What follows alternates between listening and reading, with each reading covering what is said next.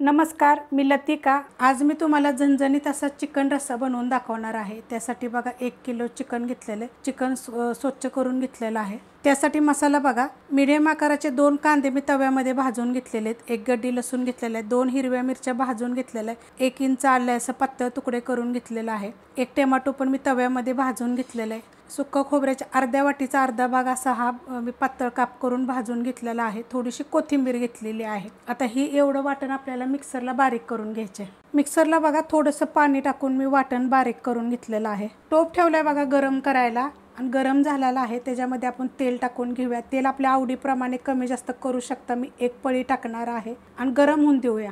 तेल चांगलं कडक गरम झालेलं आहे। त्याच्यामध्ये बघा 2 तेजपत्ते घेतलेले आहेत आणि त्याचे छोटे छोटे तुकडे करून घेतलेले आहेत। तुम्हाला हवा असेल तर तुम्ही ह्याच्यामध्ये कच्चा कांदा बी टाकू शकता बारीक करून। हे जे वाटण मिक्सरला करून घेतलं ते टाकून घेऊया। वाटण सगळं टाकून घेतलेलं आहे। आता याला काय करायचं, मीडियम गॅसवर 1-2 मिनिटं चांगलं परतून घ्यायचं। मस्त असं बघा तेल सुटस्तवर मी चांगलं परतून घेतलेलं आहे। शक्यतो जेवढं होईल तेवढं असं तेल सुटस्तर परतून घ्यायचं। ह्याच्यामध्ये आपण मसाले टाकून घेऊया। त्याच्यामध्ये मोठा 1 चमचा जिरे धने पावडर, मोठा 1 चमचा चिकन मसाला, ह्याची पण रेसिपी अपलोड केलेली आहे। चवीप्रमाणे टाकायचं मीठ, ह्याच्यामध्ये टाकणार आपला कोल्हापुरी मसाला, ह्याच्या जागी तुम्ही कांदा लसूण मसाला वगैरे टाकू शकता। सगळ्या रेसिपी मी अपलोड केलेल्या आहेत।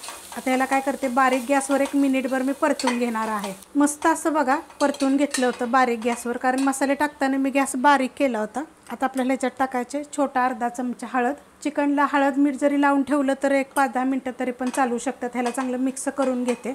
मस्त असं बघा मी परतून घेतलेलं आहे बारीक गॅसवर हळद टाकल्यानंतर सुद्धा। तर हा टोप आहे ना, स्टीलचा टोप आहे। खूप जणांच्या अशा कमेंट होत्या की खाली लागत असेल खूप। बघा आता हे तुम्हाला दाखवलं, हे सगळ्या साईडून मी तुम्हाला नीट दाखवते। बघा तुम्हाला कुठं करपलेला दिसतंय का, लागलेलं दिसतंय का। हा कमीत कमी 1.5 ते 1.25-2 किलोचा टोप आहे।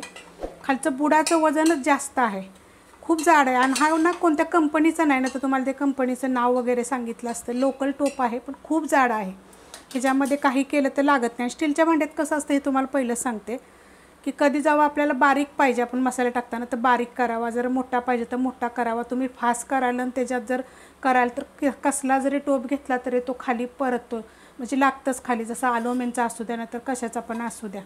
आणि शक्यतो आता प्रत्येकजण सांगतात की ॲल्युमिनियमचं भांडं वापरू नका, त्यामुळे मी स्टीलचं वापरलेलं आहे। आणि पितळाचं जर घेतलं ना तर त्याची कमीत कमी तर तुम्हाला सांगते 1 2 ते 3 महिन्यामध्येच कलई निघून जाते आणि परत कलईवाला भेटत नाही। मी आता हे चिकन सगळं टाकून घेते। चिकन बघा मी सगळं टाकून घेतलेलं आहे। आता थोडंसं तुम्हाला वेगळं दाखवलेलं आहे। ह्या मसाल्यामध्ये काय करायचं, गॅस करणार आहे मीडियम आणि 2 ते 3 मिनिटं मी ह्या मसाल्यामध्ये परतून घेणार आहे। मस्त असं बघा मीडियम गॅसवर 2 ते 3 मिनिटं मी चांगलं परतून घेतलेलं आहे। जेवढं होता होईल एवढं चांगलं परतून घ्यायचं। आणि हा मोठ्या बर्नेलचा गॅस आहे। आता आपल्याला ह्याच्यामध्ये पाणी वतायचं, तर पाणी कोणतं वतायचं, तर हे गरम पाणी बघा मी केलेलं आहे, एकदम कडक गरम केलेलं आहे पाणी। चांगलं परतून घ्यायचं। बारीक गॅसवर जरी केलं तर 5 ते 7 मिनिट करायचं आणि मीडियम गॅसवर केलं तर 2 ते 3 मिनिटं जरी 5 मिनिटं जरी केलं तरी चालू शकतं।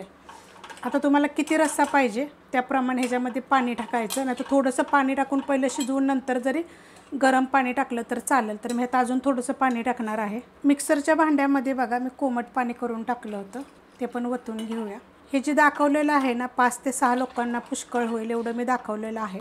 गॅस करणार आहे आता बारीक, आणि बारीक गॅसवर मी आता हे चांगलं शिजवून देणार आहे। बारीक गॅसवर बघा मी शिजत ठेवलं होतं, चांगलं शिजलेलं आहे आपला चिकन रस्सा, मस्त झालेला आहे बघा। तरी पण खूप सारे आलेली आहे, पण बारीक गॅसवर किंवा मोठ्या गॅसवर जरी केलं ना तरी पण चालू शकते। तुम्हाला ही रेसिपी कशी झटपट वाटली जरा मला कमेंट करून सांगा। रेसिपी आवडली असेल तर लाईक करा, सबस्क्राईब करा, कमेंट करा आणि शेअर बी करा।